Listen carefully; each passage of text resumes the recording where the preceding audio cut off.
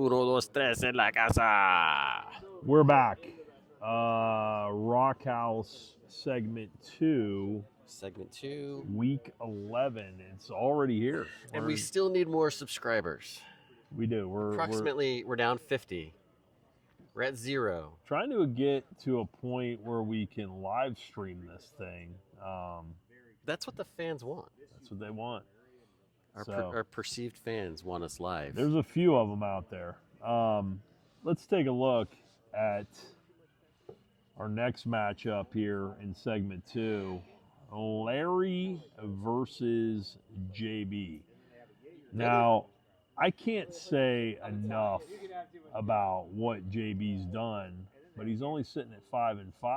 That's all he needs to be at. And the problem here is if JB slips up and possibly has a game or two where he doesn't do his 170 magic trick act, he could be in trouble for the playoffs. So he needs to keep rolling. This is a big game. 5-5 versus 5-5. Larry's on the brink. He's hanging in there for the playoffs. Got a good win last week. Big fat Q. He's got a lot of Qs across the board, doesn't he? Yeah, he's got some questionables. Let's take a look at it. Larry first, Mr. Lucky. May and Flacco at the QB spots. Swift and Merritt. They call him Joe or Bob or something like that. It's just easier to say, I guess. Krosky Merritt really hasn't done much this year. I don't know what the big hype is about him. Swift and Merritt in the backfield. CeeDee Lamb and McConkey at wide receiver. And you got Kincaid at tight end. Let's take a look at the questionables. Swift, McConkey, and Kincaid all questionable. Isn't Flacco also questionable? And Flacco. It looks like Flacco's going to go. I don't know about the other guys. A lot of questions for Larry. He's got some things going on and kind of a beat-up bench as well. Picked up Judy this week. Nice pickup. Let's take a look at JB. Jackson and Nix. You know, Lamar Jackson is just kind of a wrecking crew for fantasy. Nix didn't do much last week, as we saw.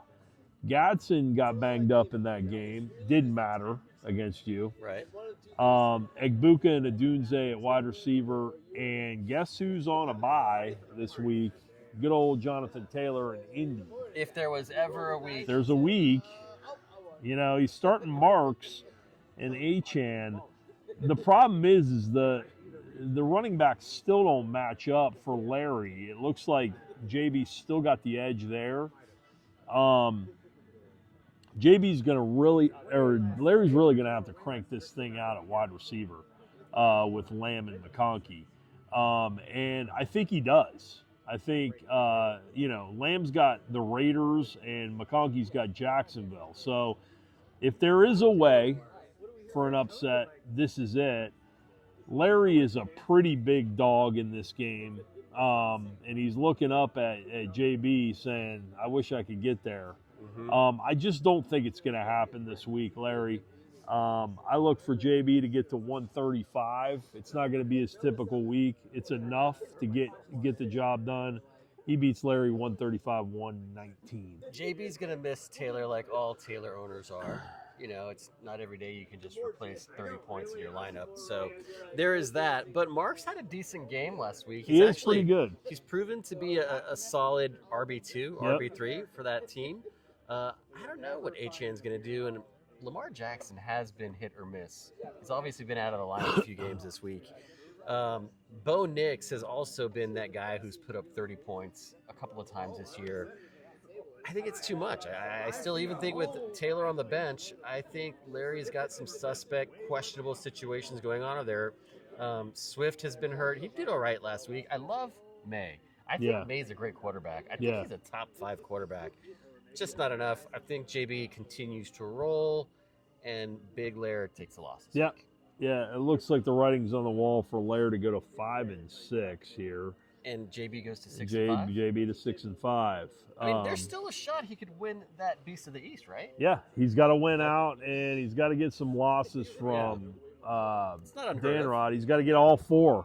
He's got to win 4, and Dan Rod's got to lose 4. So we'll see. Let's take a look at Sean versus Eric. These guys play the fucking cat and mouse game in the thread all day They long, do. every day. Yeah, and you know what? Sean's I can't wait to, like, one of these days, one of those guys is going to get pissed off at the other one.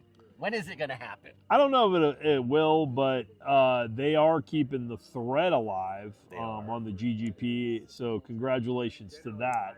This game might be a little closer than we think.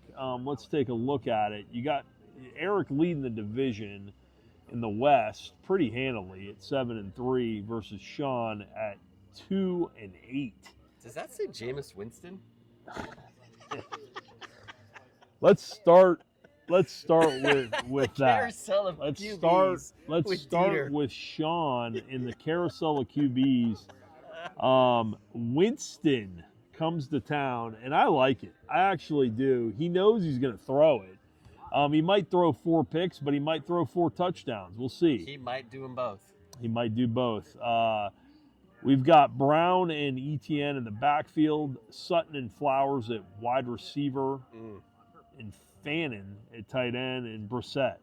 A couple of gunslingers at quarterback. It could impose a little bit of a problem. The problem for Sean here is that super flex. So Dart goes to the bench. He's hurt. We've got Chase in the super flex with Stafford, who's been fantastic. Warren and Vidal. Vidal has been great the last couple weeks. Solid pickup if you didn't have Great him. pickup for Omari and Hampton. McMillan and Diggs at wide receiver, who haven't been great, but they've done Diggs enough. is surging. He's surging. He's actually looking like his I don't old know self about has. surging. Let's take a look. Yeah. Yeah, I guess he has. He's double digits the last 4 weeks. So, you know, a good, serviceable wide receiver. We talked about McMillan not getting in the end zone, but he is producing. Eric just has a little too much firepower, like you like to say, for Sean's little engine that could. Give me Eric here. I was hoping for maybe a possible upset. I just don't see it. Give me Eric here, 128 to 109. I think the best player on Eric's team right now, as I'm looking at it for this week, is obviously Jamar Chase. All those Vidal could have a nice game. He's done it before, but McMillan, Diggs, I mean, these are all kind of like wide receiver, RB2, 3, maybe even 4. Sean's got some guys who could hit home runs. He does have Brissett who could hit a home run. Winston can hit a home run. Chase Brown can do that. Etienne can do it. Sutton maybe not so much. Flowers probably not. I think this is going to be close, but I think the dumpster fire gets this one. I'm going to give Sean his 3rd victory of the year, and I think Panda goes down to 7-4. Sounds good to me. Next on the list. Oh, it's the last one on the list. Game of the week. So 3 consecutive weeks. This is not a good omen for me, by the way. Ever since I've been in the game of the week, I have lost those games. But here we are. You sit in the game of the week, and why wouldn't we do this as the game of the week? We've got old teammates. Really the longest GGP duo or fantasy team. They finally broke loose, and I'm kind of glad you guys did, because we get to see what you're truly made of. And right now, on paper, this game is locked even. This is going to be a tough week for you. Yeah. I hope you're ready for it. Yeah. Let's start with Tony, who's 4-6. You're 7-3. Tony. He's got Fields and Prescott. We talked about the boring Fields thing.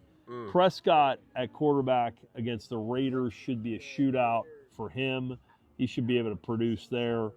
Bijan Robinson and Kyron Williams in the backfield. London and Pickens at wide receiver. And Kittle's back. He scored 20-something last week. So you got to keep an eye on him at tight end. You get some players back and you're healthy. Hurts and Allen. Cook and Dowdle, Metcalf and Smith. Some weeks Smith just doesn't show up. Hopefully it's this week that he does, but he's had a pretty darn good year. He's been a top 15, top 20 wide receiver in fantasy. 24, 19, a lot of it has to do with 33, that 1 14. week that he blew up for like 30-something points. Right. But Devontae Smith's been great this year for you. He's inside that top 15. Metcalf, not so great. Oh, my God. He's been. Let's talk a little bit about him because, I'm a little concerned about that spot. Aaron Rodgers is a tough quarterback to get with in the first year. It's not just a magical thing. You got to work your way up with Rodgers. He's one of them quarterbacks that you need like a few years with. Him and Metcalf just are not doing well together. The dude averages like 12 or 13 points a game. It drives me fucking crazy. It's just not a good thing going on there, and part of it's Pittsburgh needs a number 2. They just don't have it. So that being said, I think he wins the wide receiver battle. I think he wins the running back battle. Put 2 and 2 together, I think he wins. Okay. Give me Tony here to win the game of the week, 129 to 124, and knock him off for his 3rd straight loss to put him at 7 and 4. Let me tell you something. Before you speak, think about this. Sure. If you go to 7 and 4 here, you got some sharks in the water down there getting ready in that back home, that black and blue. You're going home to play these guys. Me, Boo, Larry, we're all hungry. We need to make the playoffs. You think you're going to get an easy spot there? I lost. This could be really a horrible loss this week for you. Look, practically speaking, 7 and 4 is not a terrible position to have 3 games left on the table. So I'm not. Am I worried about it? No. I'm worried. Do I have the confidence to win this game? Yes. Am I going to shit my pants if I lose to Tony? Probably. 7 and 4 would be tough because I'm going to tell you this. You're probably going to be favored in maybe 1 of the last 3 games. I mean, this is going to be tight, Al. You're not going to just lollygag and dance your way into a championship. This is going to be hard fought, and you're going to have to struggle along the way. And this is where the struggle thing kind of starts. I think Tony wins this pretty well, and he beats you. Tony has a great team. He puts up a lot of points. He's probably top 3 or 4 in points produced. He also, points against is in the top 3. Yeah. Beyond a shadow of a doubt. Yeah. So it wouldn't be uncommon for him to put up 135 to 150 points. The thing is, I have the ability to put up 140 to 160 points as well. You do. You have the best 2 pair of quarterbacks. Allen had an atrocious week. Cook had an atrocious week. They're embarrassed by what happened down in Miami. Yeah. Hurts did not do himself any. They won the game. Don't get me wrong, but when you play that piss poor in a game that you win, I feel like those 4 guys are going to come back this week and have a little bit of a statement game. I am worried about Dowdle. He might not be playing. Travis Kelce's coming off a bye. I feel like I've got all the pieces here to win this game, but it's a coin toss. Flip a coin. Any team. You think you win this. I think I got my hands full. I think I got my hands full. This is not an easy game. It is not looking good for me, but I can't pick against myself. I am going to pick myself, but it's not looking good. So this is Tony's Super Bowl. He called it. This is his game of the year, breaking the chains from Allen's